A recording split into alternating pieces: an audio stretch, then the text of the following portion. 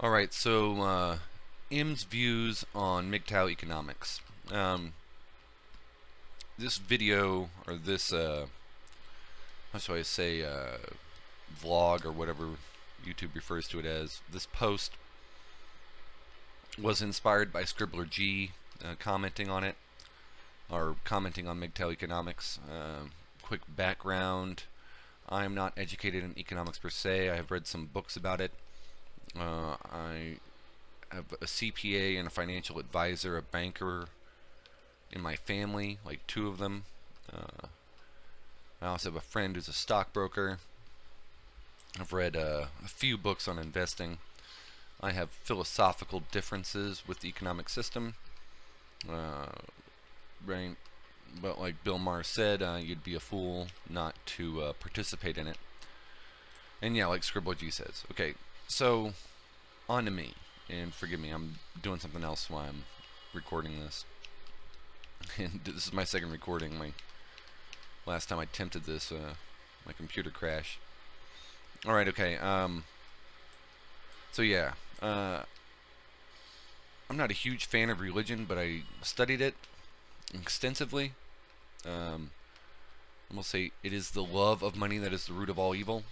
I will cite Jesus later on, or at least the Bible.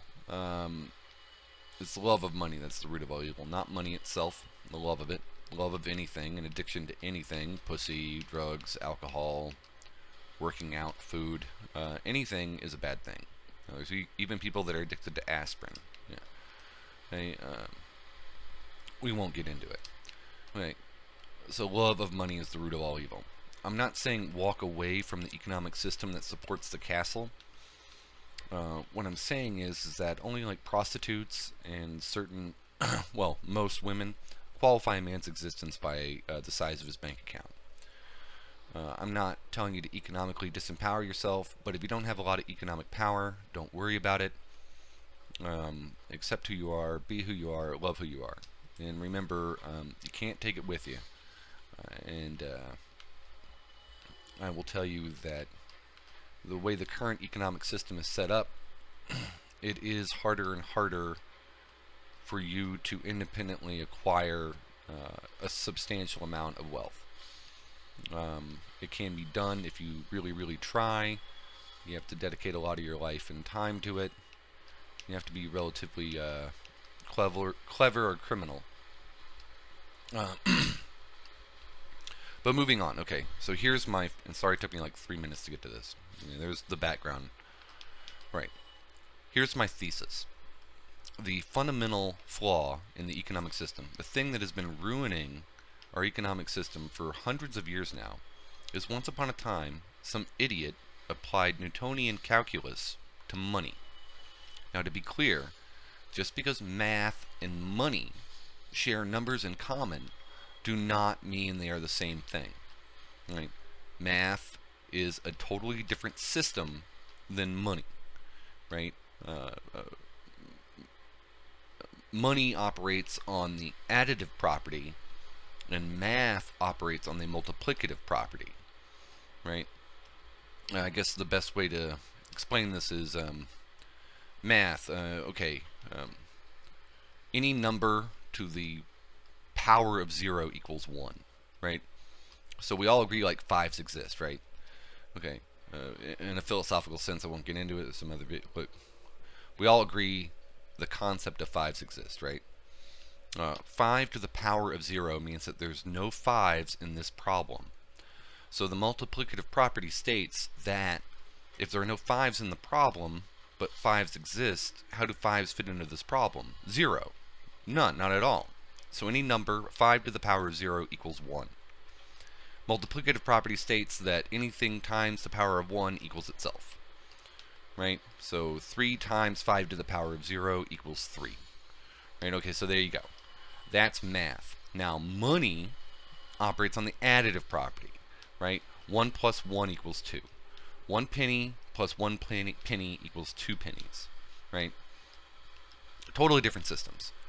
To cite the Bible, Jesus, even the Bible tells us, right, to leave 10% of your crops to the homeless, the poor, the leper, the widow, the orphan, right? You're not supposed to harvest all your crops, right? You're supposed to leave a fraction, a percentage left over.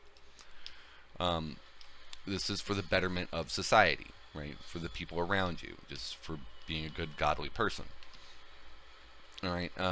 Now, how does this relate to the economic system? I will cite another pop culture movie, or another pop culture, not that the item is, I guess the Bible is a pop culture item. Another pop culture item, a movie, Office Space. Now, in this movie, they devise a computer program to steal fractions of pennies from their employer. And he says, we're not stealing whole pennies, you see, we're stealing fractions of pennies. So we're just doing it, from a few thousand trays a few million times. Now, this is a perfect example of where the application of Newtonian calculus, math, the application of math to money, has screwed the whole system up.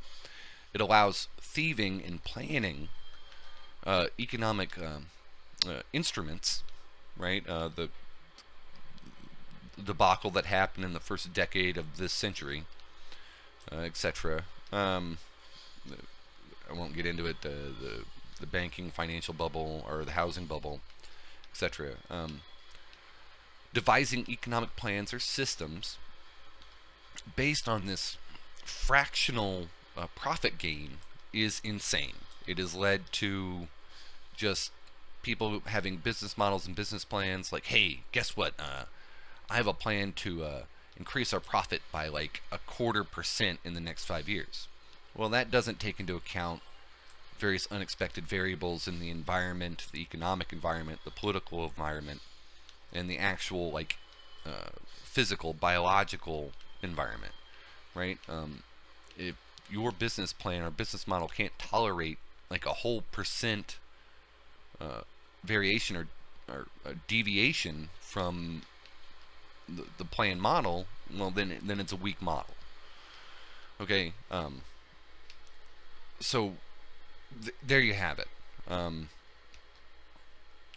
fundamental problem, my thesis, and I'll restate it, the fundamental problem with the economic system currently is some idiot applied Newtonian calculus to money.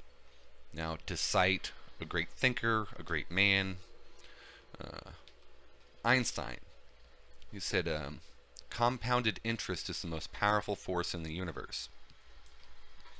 And there's plenty of, like, Futurama has a pretty good joke about this. The guy left a few dollars or a few cents in his savings account, and after 1,000 years, he had $1 billion.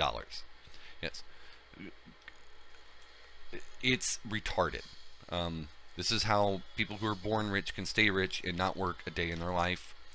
Other people do their labor for them. It's offensive that Mitt Romney tells people to pull themselves up by their bootstraps when, hey, he's been living off, his father and grandfather's wealth for like ever.